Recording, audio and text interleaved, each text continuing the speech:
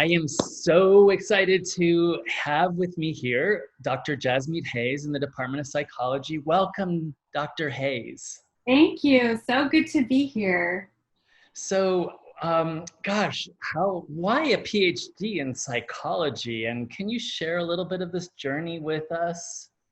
Sure. So I've always been interested in human behavior, and I think it really comes from wondering why people do the things that they do. And so to try and understand what makes people tick, what makes them behave a certain way, naturally, I was interested in psychology. And so I became a psychology major when I went to college. But once I got there, I wasn't quite sure which field of psychology I was most interested in. So psychology is a really broad field. It goes all the way from really basic neuroscience and biological understandings all the way to more clinical, working with patients, that sort of thing. And so once I entered college, I took some really great classes that actually talked about the brain. And that is when I fell in love with the brain, just trying to understand how our brain cells work, how they work together to bring about behavior. And so that led me to this field called neuropsychology, where you try to understand how the brain works and how that's related to how people actually behave. So it's really about understanding how the brain works. Wow, so remarkable. And I know your journey, and you're going to talk a little bit about this in a minute, but it started at Berkeley, my alma mater for my undergraduate degree as well. Oh, nice. Yeah, A fellow Cal Bear. yay. What led you finally to want to study the chronic effects of brain injury and stress on the human brain and health? Yeah, so these are really typical things that happen to people. So I study things like concussion.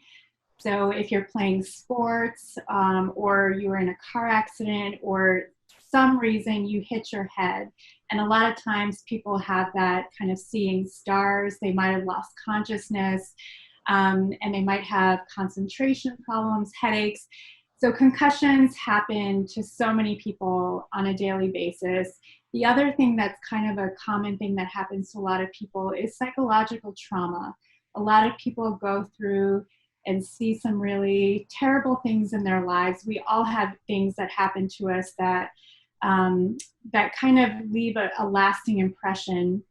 And so one of the things I wanted to study was how does concussion and psychological trauma impact the brain?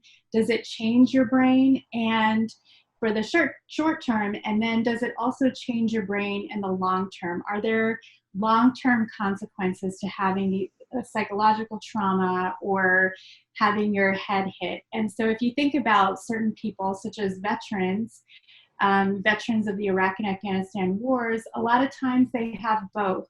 So they might have been traveling in their Humvee, and a bomb might have gone off that made them a blast injury, which made them hit their head against something. But it was also a psychological trauma in the sense that their lives were in danger and they saw some really serious things. And so when you have these two kinds of injuries, how do they impact your brain both separately as well as together? So ultimately, what I'm really interested in is studying how these things impact the brain and how can we help people to recover from those kinds of injuries and help them basically live their best life, even having these injuries as a part of their lives. Yeah, so important how to live the rest of their lives in ways that are still fulfilling, right? So important for us to know. Thank you for your research on that. Where can these insights take us in your research on stress and trauma? I don't know, in our everyday life, I know that you're talked about very specific examples, but where beyond this? And I know you have the Mindset Lab where you're doing a lot of this work. Mm-hmm. Yeah, so one of the things that I'm really interested in is looking to see how we can improve treatments for people. And so I really have, and it's rooted in the brain. So some of the findings that we have is that there's certain parts of the brain, for example, that are different in individuals who have psychological trauma, for example. So they have a smaller part of their brain called the hippocampus, which is really important for memory. And so when we see that individuals might have difficulties with memory, you can see that maybe they might have difficulties differentiating between a trauma memory and new things that happen to them, which may then cause someone to have a flashback of their trauma and things like that. So, you know, one of the things that we're really interested in is looking at how can we try and improve the structure and function of this area of the brain to try and help boost treatment for individuals with PTSD. So that's one thing that we've kind of gleaned. What are some of the brain regions that are really important in these disorders? Kind of beyond what some of our work is in the lab, you can see how there's implications for public policy. So for example, some of my work with concussion, if we know that younger kids are more susceptible to having brain injury after a concussion because they're younger, their brains haven't developed to the same extent, that could really impact our policies on when kids should be playing impact sports, what kind of rest they should have after having a concussion, and just really try and help develop policies that can be of a greater good for the public. Absolutely. I could see your research being extrapolated from and then used also in important areas like sports, right, where there's a lot of head injuries, gymnastics, of course, and then the big one being football. You attended these really great universities, Berkeley and then Arizona, and I know you did some work over there at Boston College. What did you love most about college, Jasmeet? I loved the ability to learn from great professors who were at the cutting edge of their field, who were doing the work in their labs, and that we could learn their most recent findings. We had the most cutting edge research findings, and at the same time, so one of the things that really drew me to Berkeley, for example, was this reputation of being an activist school. And so that's what drew me to go to Berkeley from a very young age, because I've always been an activist. And so being able to not only get the best education that I could get that was available to me, but also being able to impact my world, not only my university, but beyond that in helping to craft the way students interacted with each other, trying to raise awareness of issues that I was really passionate about. And so just looking back on my college days, I remember all the times that I did, I was studying my work, studying psychology, and then going out and trying to raise awareness about climate change as part of an organization at Berkeley called CalPERG, where we talked about the environment, other things that I did to try and raise awareness of, including people of color into the university, and my own experience was a big part of that. So really the freedom to try and make my world a better place at the same time as making myself a better person through more education. Yeah, remarkable. And OSU has been really great for that as well, for us as well, right? That sense of, yes, knowledge making and disseminating in the classroom, but with always a sense of how this is impacting or could impact the greater sort of world around us. So Yes. tell me, speaking of which, how do you bring your research into the classroom? Yeah, so one of the things that my own research really benefits from is my time in the clinic. And I'd be happy to talk to any students about kind of your PhD in which field of psychology. My in particular is in clinical psychology, clinical neuropsychology. And so I do see patients in the clinic.